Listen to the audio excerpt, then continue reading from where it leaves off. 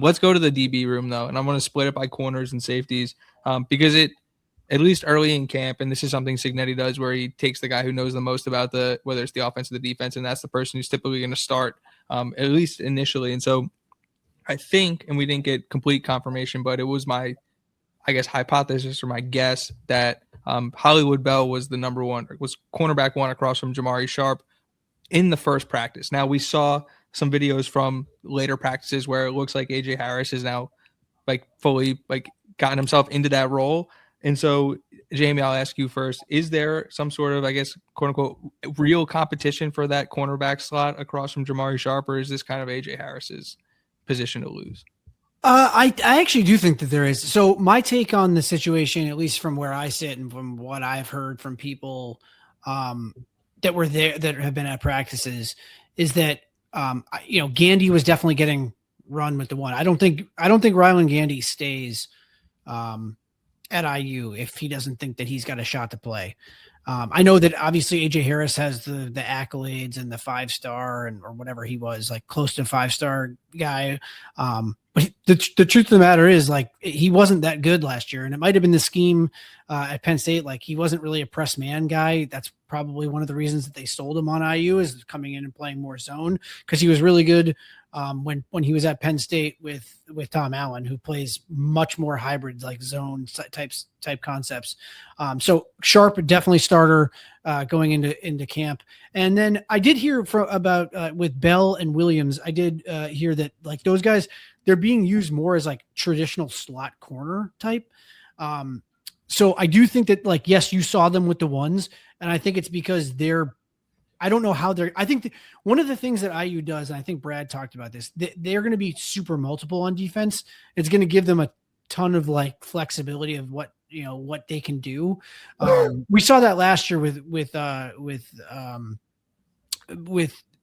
Devin Boykin, where, like, they had him on the field when it suited him, when he needed to be on the field, or when it was advantageous for his skill set, and then he wasn't when it wasn't. And I think that that's what they're going to do this year. I think they're going to see, so Bell was working with Carson Williams, like as a true slot corner, and Carson Williams is the Montana State transfer, is going to be a sophomore. So I would assume that it's going to be some combination of Sharp on one side, Gandy or Harris on the other.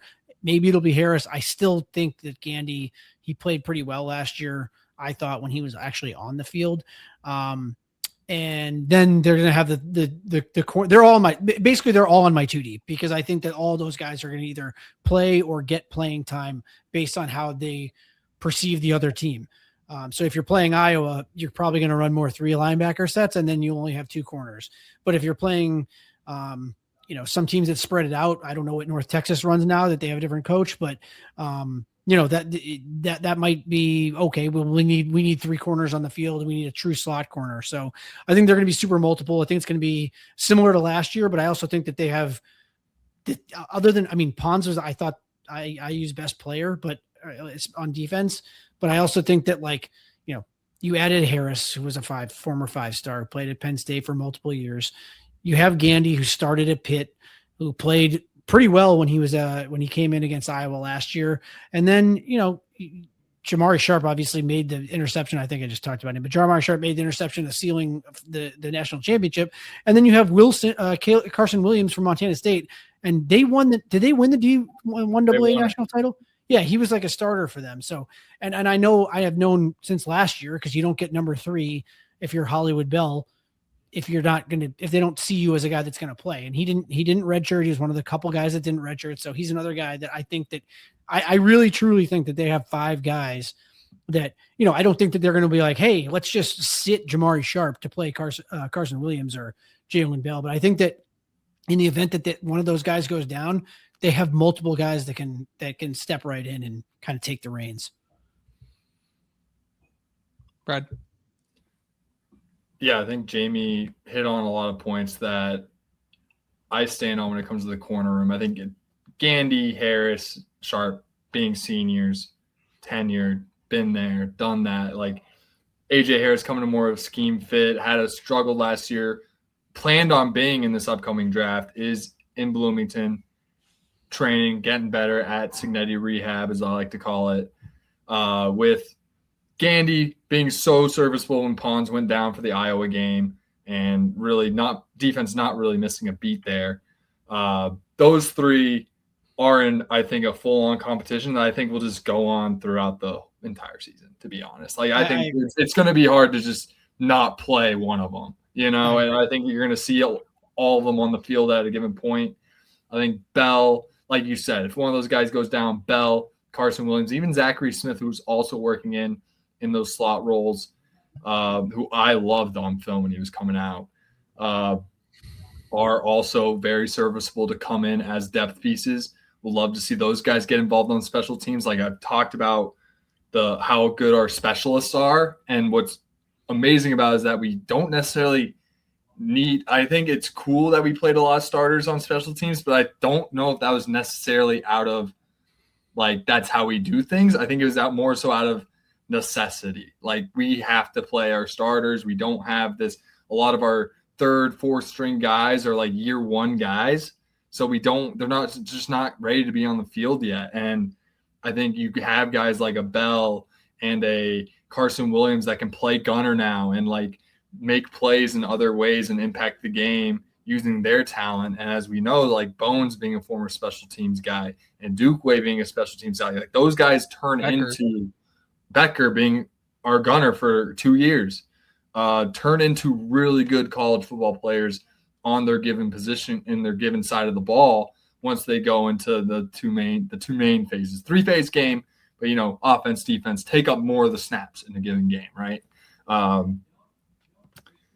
Actually 3x, right? 3x the amount of snaps, and then some. So it's like so much depth, so much talent. It's like, can we talk about safeties? Like these corners are so, I'm not even worried about them. Like it doesn't matter who's out there, to be honest. Like I think Harris is gonna have a breakout year. I think Gandy he was a stud at Pitt and came in so well, and then like Sharp really coming into his own last year. Like they're just so. And then you have to count for the development that they're going to go through in these two camps through spring and fall. Like they're going to be so good. It is like they're going to like losing like Fisher. They're going to figure out how to replace Pons in the collective, right? And obviously having a guy being able to take one side of the field is a great luxury to have. But we talk about those top three. They're all 6 foot 190 plus. Yeah. Like they are specimens. Like they are, and obviously it doesn't matter how tall you are given the whole Pons argument, but it's like they're very talented players and they wouldn't be there if they didn't have full on confidence. Like you said, I don't think Gandy comes back if he doesn't think he's just waiting for Harris or Sharp to get hurt. Like he's going to be very involved. I love it. You said it, Brad, and then you like went on a little bit longer of a spiel. But no, let's talk about the safeties because I've been banging this drum for what feels like over a year. But it's indisputable, at least in all the clips that I've seen, that Byron Baldwin Jr. is running with the ones. My other big takeaway from the safety room is that Preston Zachman looks like a linebacker to the point where like you could tell me tomorrow that they were moving him to linebacker, and I wouldn't be surprised. Like that dude's ginormous. I can't believe he's a safety. Jamie, what are you hearing about the safety room? What are you seeing or hearing about who's starting at Rover and kind of where those guys are working in? Yeah, I'm kind of interested there because, like you said with Zachman, like very long but also big. So, and he definitely played like an actual like deep safety type position before. So it'll be interesting to see if he does that again. Because like one of the things I think what was the most surprising to me of any of this stuff that we saw coming out just from like the weights changing, the heights and weights, was that Byron Baldwin is down to 185. So I had him start as my starting Rover. I still have him there right now. I haven't changed anything, but I do think that like maybe Zachman moves into the Rover role and Byron Baldwin moves opposite Amari Farrell. I do think that there's like, I think that they have some good pieces and the good depth pieces, but I think that there's a clear Amari Farrell, whichever way it is. I think Farrell's a deep safety, but I think it's Farrell, Zachman, and Baldwin, and I don't really think it's that close. I think they brought in Quan Sanks as essentially a backup. And I think they really like DeMonte Timms, the guy that they got late in the process as a true freshman. I just don't think that he's going to, unless there's injuries, I don't think we really see anyone. I honestly think that it's like the backups are really like Sanks and Stewart, who we didn't even see at all, and then Garrett Reese, who burned a red shirt. So I would think that like Garrett Reese seems like a 6'2", 205-pound, like deep safety type. That would be the guy that you kind of don't really see coming that ends up playing a role, especially if there's an injury, which we've seen with Preston Zachman. I mean, he's like in his 7th year. So, there could easily be issues there, but it's the starters are really, really good. There's a lot of experience. Even though Baldwin doesn't have experience, Amari Farrell started literally like every single game of his career essentially. And Zachman is in his 7th year. So it's an exciting room, old and then young. A lot of depth there. I think just unproven depth. So we'll see how it turns out. But this is the time you need to create that depth. Like, can Garrett Reese be that next guy? Is Keontae Stewart a guy that can play this year? We just don't know. We just haven't seen it. And then DeMonte Timms, again, he's also built essentially like a linebacker. So I do see him as a rover going forward. But that's another guy that I know that they really, really liked. They like, they lost Jaja Boyd. I thought that was a bigger loss than we are letting on. He played well when he did play.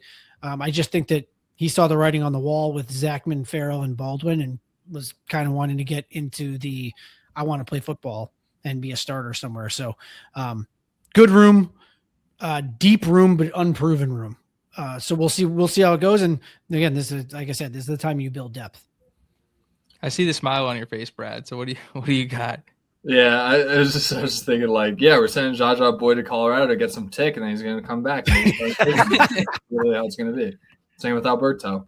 Anyways, it's yeah, I think Baldwin really emerging. I have him as my starting rover. I think him dropping weight actually shows me that he's actually going to be more in that rover spot. I think they like the Devon Boykin type. That one worked out a lot more than Terry Jones, to where we got kind of exposed in those You're right. crosser routes in Notre Dame, where that bigger safety trying to cover some slot guys isn't necessarily going to work. And Notre Dame was able to expose that against us. So I think they're going to go with that mold where Sanks and Baldwin will kind of mix in there. I think Baldwin's going to be the starter, but Sanks is definitely going to be involved. I don't think he comes to Indiana to sit on Pine.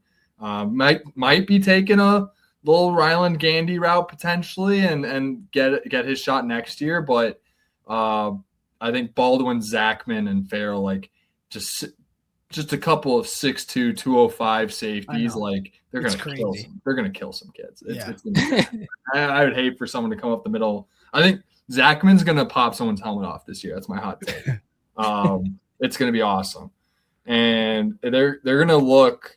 I think with this size and this depth, and we talked about the linebackers and it's no fly zone with those 3 corners and then these 4 safeties. You want to include Sanks here. And then obviously the importance of emergence of Stewart and then Reese, who burned a red shirt last year, got involved. And I was very impressed with his tape coming out, very similar to Zachary Smith. Seeing those guys kind of emerge, filling in some special teams roles to give those guys some breathers, I think will be huge. And like we even got like Anthony Chung, Clay Connor. I'm very high on DeMonte Timms, him coming in at 205 already, ready to go, ready to play, as I like to call it. Like he's gonna chomp at the heels of some of these players as well once he gets up and going. But like at the top, like Baldwin, the emergence he has, Keezer's the biggest Baldwin fan I know. He is. I'm sold. Like this guy's going to be the starter, and he's going to live up. He's a gamer, and I think Farrell can bounce back from some of the hiccups he had last year, and Zachman kind of bringing that veteran big thumper. But don't get it twisted. This guy can cover. He can cover. He was deep safety at Wisconsin. He can move, which is why he plays safety instead of linebacker. He is this room's scary. So like the whole DB room as a whole, like when you want to break it down, they're gross. And yeah, I'm loving what I'm seeing. Yeah, I'm with you, Brad. That room is downright terrifying. It's freaky athletic. They're big, they're fast, they're not afraid to put their chin strap into the football. Like it's yeah. So to say like there's gonna like so, I think the perfect way to put it is that if it's Zachman, it could be Baldwin, it could be even fair. Like somebody's getting a helmet popped off going over the middle. It's just and not in some sort of like dirty hit. It's just like our athletes are better than your athletes. We recognize it better, and that's how you square somebody up is you beat them to the spot. And we got a bunch of guys out in the secondary that'll beat guys to the spot. I just envision this defense looking a lot like those Nick Saban defenses at Bama this year, where it was like, oh fuck, we're playing Alabama. Like I think they're going to be that type of tone-setting type defense. Like it's going to be hard to move the ball because we haven't even covered D-line. I think that's the best part. Yeah, I agree. Well, dude, Brad. You might as well just take that. I should switch you to the left here and put me in the middle and let you drive the bus because these transitions have been absolutely unbelievable. I've been on fleek today, man. We got the chemistry going. I think this is before we jump into the defensive lineman. I think this is a good time to kind of at least mention the Kevontae Hugan stuff. We saw the reports last night that he's no longer on the roster. I don't have any other information in terms of like why that is, so I'm not going to speculate about it. Hope everything like is okay, like health wise and things like that. And again, don't want to speculate on any of the reasons why. If it's meant for us to find out, we'll find out. If we don't find out, we don't find out. And wish everybody the best in that endeavor. But in terms of, because I saw John asked about it in the chat, but yeah, I'm not sure what happened on the Kevontae Hugan front there. He's just no longer on the roster. So if we get some information, we'll pass it along.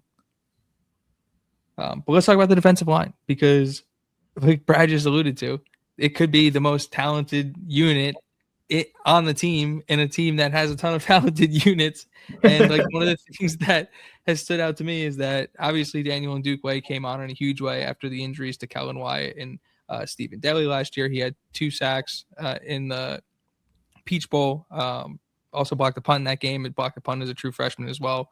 He is the starting stud right now. And I saw Burnham on the other side of him starting at the other defensive end spot. So Jamie, what are you hearing about the defensive line in camp, and what are you hearing specifically about the 2 end spots? Yeah, so I think that I know that they like to just play one guy a lot. I think that's kind of what they've always done. I just think that this year they have too many guys that are legit.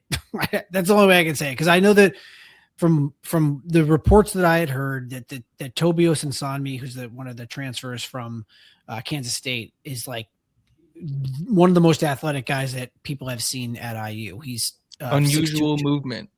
Right. Yeah. I mean, 6'2", 251 with like freakish quick moves and super strong. What do they call it? It's like freeze frame or the freeze. What is it? Yeah. The freeze. Yeah. He's legit. I have him ahead of Ndukwe just because he's a senior, honestly. Like, yeah. I don't think that there's much difference between the two, because I think Ndukwe coming in as a true sophomore and playing like a massive role down the stretch obviously shows that, you know, he is a player and has a chance to be a really, really good player. I just think that like Osunsanmi came here, you know, to prove that he's an NFL guy. I'm not saying that Ndukwe isn't in time. I just think that right now, if you told me gun to my head, like it's Osunsanmi is that starter on one side. And on the other side, you know, Burnham is smaller, I guess, at 6'4", 255. If that's small, I don't really know. But the other guy's is Chidi Obiizer, I think is how you say his name. Yeah, 6'5". Yeah, 6'5", 280. I think one of the reasons they're so intrigued is he's like recently started playing football, super raw, but only a redshirt junior. And being that size, like he can move inside and out. I think that gives him, again, this team, they love being multiple. They love being able to show different looks. They love being able to not disguise what they're doing.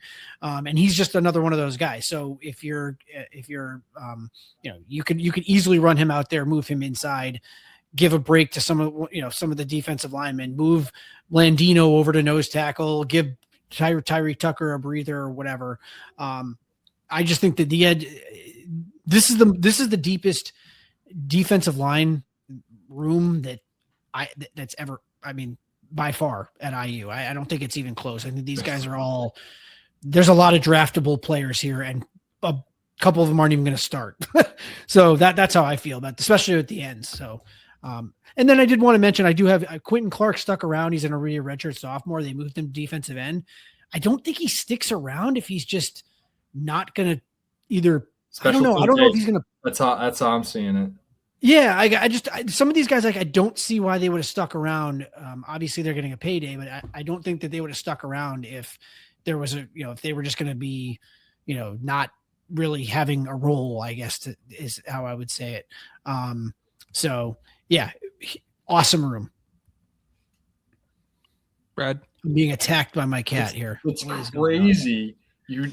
It's like, wow, we're really loaded, and you didn't even mention Landino and Tucker. He was talking about the ends, but yeah, I think those guys are the surefire starters. Yeah, it is. Wait, so we're just talking about the ends? So we got. I asked Jamie what he's specifically hearing about the ends because I saw in Dukeway and Burnham starting. But great answer, then, Jamie. Wow, I should listen better.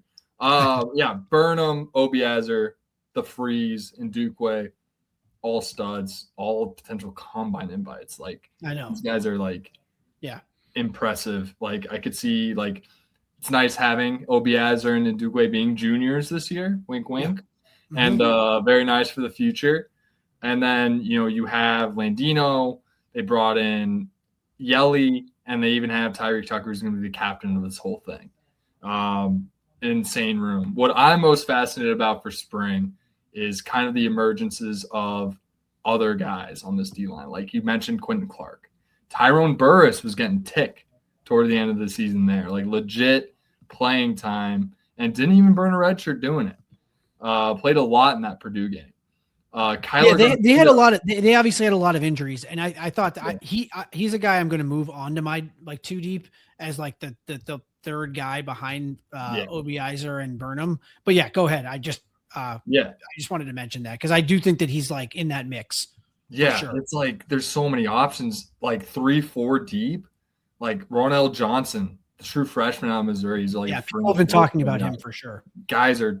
There's whispers around Bloomington about this kid already. He's a true freshman. He's had 3 practices. Burris, Clark. And then inside, got Kyler Garcia, who's been kind of the more hyped, younger interior D lineman in this group. I have him in the 2 deep as that 8th guy, filling out the D tackle spot. But then you got like a Rodney White, who is another fringe, not a blue chip guy, but a fringe 3-star, like 4-star across the board, like 3-4. Wasn't quite a blue chip, like 4-star composite, but damn close. And hearing a lot of good things about him. And then you got Big 50, got Dravis Hall.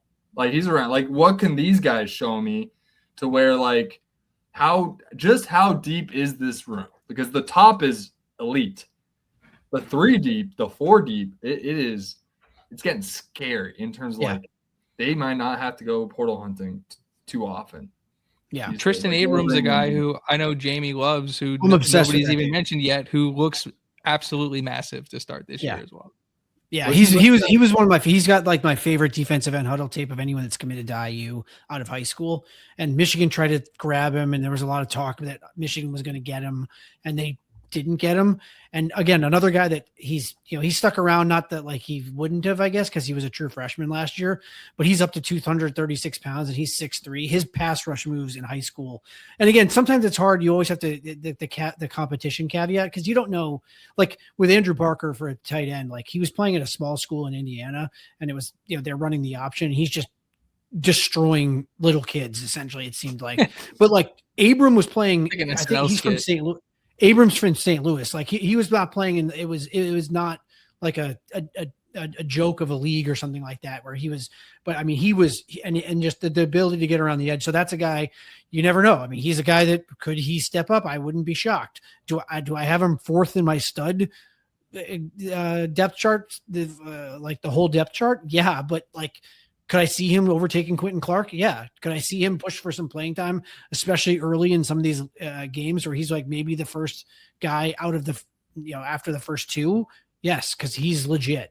And then I did want to just mention, because Brad was talking about the defensive tackles. That's one of the reasons I mentioned Chidi Obiazer, is just that, the guys that really have experience are Tucker, obviously, Yelly, who's going to be a redshirt senior who looks like a massive dude, and then Landino. And this is where I see, like, they're super young behind behind Tucker at the nose tackle. So like I have right now, I think you said, is it Jervius Hall or Drevius Hall? Yeah, I think I have him because all the other guys are actual freshmen. But like, it wouldn't be shocking to me to see Kyler Garcia. From what I've heard, he also looks the part as a redshirt freshman. They have a ton of guys here. It's by far, again, I've been following this team for 20 years or more now. Jesus Christ, I'm old. But yeah, like at no point have they had depth and size and athleticism like this on the defensive line. And that includes, they just won a national title last year. So I'm just telling you, that's how I feel. And we'll see how it plays out in real time, in real time, this season. But at least for the spring, it's going to be very exciting to hear because there's a lot of guys we haven't seen yet at every position, but specifically at nose tackle, where could you see Cameron McCaney, who was a really, he played at IMG Academy. Could I see him sneaking into some kind of backup role at nose tackle? Yeah. I mean, the kid was basically playing college level athletes at IMG every week. So, it's an exciting time to be a fan of IU because this is the type of defense that's going to be, they're going to be kicking ass and taking names again, basically at every level. I love it. Brad, do you have a closing thought on the early spring takeaways before we get out of here? What's funny is that you're like mentioning McCaney and you're mentioning Abram, and I'm like nodding, like those guys are studs. I'm looking at my depth chart, like they were my fifth line, just because like I know. Like it's just gross, like how many names they have. Like it's impossible to choose, especially when I'm not at the practices. I'm not going to assume. I have Abram back there because he's listed 225 last year. He got up, put on the 10 pounds. Like Burris also put up the 10 pounds, so he's up to 45 now. Like this, my stud line is the Freeze and Dukeway. Then we go Burris, Quentin Clark, and Abram. Gross. Yeah. See, I think that I tend to agree there. I just don't know because I know that Burris, they had him playing. The reason he played so much last year is because he was like the fourth guy on the other side. You could be right though. He could easily be moved over to stud. He's very long and like lean looking. Yeah. For a redshirt freshman. I see like Calhoun and Keyshawn Calhoun and Ronald Johnson as more of those bigger ends with like an Obiazer and a Burnham. No, you're probably right about that. Kind of a similar mold. Obiazer can definitely move inside just given his weight. I mean, just picture it's 3rd and 1. We're playing Ohio State. We're putting 5 D linemen on. It's going to be Landino, Tucker, Yelly, Obiazer, and then just I don't know, the Freeze or Duke. I don't know. Clark at that point, I don't care. At that point, it's just gross. It's absolutely gross. Like the type of versatility they bring, it's my favorite group. It's not even close. Like top to bottom, I think 18 scholarship guys they have now, where they had Turvey on their 3rd string line last year. Like they have all these 18 scholarship guys, and I feel like they're all ready to go. They came in, they all weighed in very well. Like McCaney came in a little light at 274. Funny enough, Hugin kind of weighed in a little light at 225. Not going to imply anything there, but everything they have there, it seems like all the guys they have there now are ready to go. And it's just about competition at this point. And it's going to be hard to break through that top 7. But who's going to be that 8, 9, 10 guy? And I think that's going to be a really fun competition to kind of see throughout spring and kind of see whose name is getting brought up by Sig or whoever's talking to the media. I think it'll be fun to follow. Agreed. Jamie, any major takeaways or big takeaways or anything we didn't cover before we get out of here on early spring ball takeaways? Not really. I guess the last thing I would say is that, other than the offensive line, IU's just loaded. Not that the offensive line isn't, but with no Carter Smith, it's going to be a little bit tight. And I guess the tight end room as well, because there's injuries. But specifically on the defense, the running backs, the wide receivers, obviously Hoover's the starter, Wilson and Cherry. Cherry still looked like he had, not a brace, but some kind of leg thing on. But he was still throwing and stuff like that. So that was good to see. but they have more depth than they had last year again, and then they won a title. So it's like, I don't know. It's just, it gets scary. This is where like I do my thing where last year I talked myself out of a win, and then they obviously went 16-0. I talked myself into 9-3 just because I didn't want to be disappointed. And I feel like this year I'm going to be actually going the opposite way, where I'm like, okay, I think they'll probably win 10, and maybe they win 11, because the defense is going to be absolutely freaking loaded, like absolutely loaded. I'm very excited to see how it looks, and especially in the spring game, because that's the culmination. Hopefully we get to see it. I don't know. I'm hoping that they broadcast it. I really do. Because there's no spring portal. I think that was one of the reasons that and they just Nebraska came out with theirs, penalties right? for the portal as well. I don't know if you saw that today. Wait, what was it? They now have the NCAA finally passed a law or whatever guidelines that are like, because there's been rumors of the shadow portal for a couple of weeks, and so they said anybody who adds a player in the transfer portal like out of the transfer window is going to face like these types of punishments. So we'll see if they actually enforce it. But interesting. Yeah, well, the defense is loaded. That's just, that's my main takeaway from this spring so far, is that they are just absolutely loaded, especially on defense. They're going to somehow lower their points per game total on the defensive side. I know. It's filthy. Yeah. And then offense, they don't have depth. I'd say the top end talent is like an upgrade top to bottom. So it's like I'm seeing 11 wins despite the tough schedule. I know, that's kind of where I'm at. It's like nightmares, 10 wins. And it's like if this team doesn't make the playoff, something went very, very wrong. Right. I think there's like an injury to Hoover gets injured or something catastrophic on the offensive line. Maybe that's where I'm. Yeah, seriously. Yeah, can't think like that though. Jamie, what do you have going on? What do you got coming up for the IU reactionary for Hoosier Huddle? I did all my spring previews. I'm kind of in a holding pattern. I want to see. I got to get more information before I start writing again. But I'm going to probably be doing. My guess would be like. I got to do it before the spring starts, before the fall camp starts. So sometime before the summer, I want to I want to get it like in before, and as my my sleepers and like my bold predictions for the season, just because I think there's gonna be more stuff to write about. At least in the summer, we'll have probably more information as they'll be talking with the media even more than they are now. So do want to do that, but otherwise just check out Hoosier Huddle. Sammy and the guys have a ton of stuff going on over there. Independent IU site. So they do great work.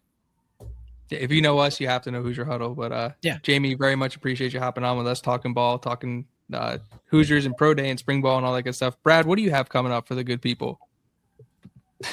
I got work tomorrow, bro. I love it. I absolutely love it. Tweet here and there. I got I don't know. I'm working on some blue blood rankings, kind of figuring out how do we. So I did my new blood rankings, right? We released that, and that was fun. But how do we determine the top, historically? We're gonna remember our talk with Mark Rogers. We're gonna equate history where we're gonna make 1936 equal 2026, which doesn't make sense to me. But if we're gonna do that, how do we measure it? And I think I figured it out. It's really just who has the most top two, not just one, top two finishes from that time frame. And good for Notre Dame. They got to win. They seem to be top of the board, and then filling it out. They needed it, And then it's Bama, Ohio State, USC, Oklahoma. So those are my 5 blue bloods. And because there's a big gap of 2 between the next, your Nebraskas, your Michigans, and those 5 seem to be, and it makes sense when you spell it out. Those seem to be historically, year in, decade out, the most consistent college football programs in terms of being relevant in the landscape. So shout out to those 5. I'm working on it, trying to get accurate numbers, but those are the 5 for sure. Those are the top 5. Trying to nail down the rest of the rankings, but kind of just a fun exercise. So I don't know if they can necessarily talk a little smack to us. I guess maybe 4 of them can, because they have more equal, if not more, national titles. But one of those teams doesn't have a national championship game win. So I don't know if they can talk as much. You had your whole argument with them on the show. Yeah, I was about to say, that's I guess what I've been working on. I guess in my free time, when I'm not doing other life shit, you know. I was on the Notre Dame at the Voice of College Football show last night with those guys talking who owns the state of Indiana. That dropped on our channel and also dropped on their channel. You can go check that out. I grew up in New Jersey as a diehard Red Sox fan, and so like anytime you can have those types of conversations, I felt like I was back in elementary school talking to the Yankee fans again, like swatting away fly swaps. So I had a lot of fun. If you haven't seen that conversation, definitely go check that out. And yeah, I'm Twitter tweeting all the time, and we'll have videos and stuff coming out on the channel. And yeah, there's always something going on at the Voice of College Football, and I literally have 2 to 3 pages worth of notes for the smoke that we didn't even get to because there's just too much to talk about in terms of like actual discussion of the players. And so you'll probably see me pop back up this week in some capacity to talk about the other things going on in the world. Oh, just save it for next week. I want to talk about it. What the hell? Then it's legitimately going to be a 4-hour show next week. Do it. I'm in. I block out Tuesdays. All right. All right. All right. And then I'm doing something fun this weekend that I'll probably be able to talk about later in the week. So stay tuned for that. But yeah, appreciate everybody for hanging out. Jamie, again, thank you for hopping on with us, for sharing information, for having the conversations. Shout out to the chat. Chat was active tonight, which was awesome. Super cool to go back and forth with the good people. And yeah, check us out. Check out Indiana at the Voice of College Football on YouTube. If you're watching on YouTube, please like, comment, share, subscribe, all that good stuff. If you're watching on the X account, Sigs Inside, or if you're watching on the Voice of College Football Facebook account, hop on over to the YouTube page, show us some love over there. We're chasing 1,000 subscribers before the season starts. We got a little bit of time before the season starts. We were chasing 500 before the season started last year. We were able to get there pretty much at the buzzer. So I'm hoping that, we'll see what the good people can do. But yeah, if you're on Twitter, check me out at Alec Keyser. Check out the show at Indiana VOCFB. Check out what the Voice of College Football is doing over on the main channels at the VOCFB or Voice of College Football on YouTube. And then we're available wherever you get your audio podcast. So Spotify, Apple, any of that good stuff. And yeah, we're always doing something. There's always something going on. It's there's never an off season over at the Voice of College Football. And so I appreciate everybody for hanging out with us. We'll see you guys next week. Go Hoosiers. Can't believe you asked me what I was doing, dude. That was so fucked up. I know you've been working on stuff. I see I teased you up to talk about your blue blood rankings, and then you got it out to the people. So it's like, yeah, it's not stuff. That sick. Like, I don't know. I did see that Monchin Sales is visiting tomorrow. Yes, he is. That's good. Sheesh. All right, Go Hoosiers.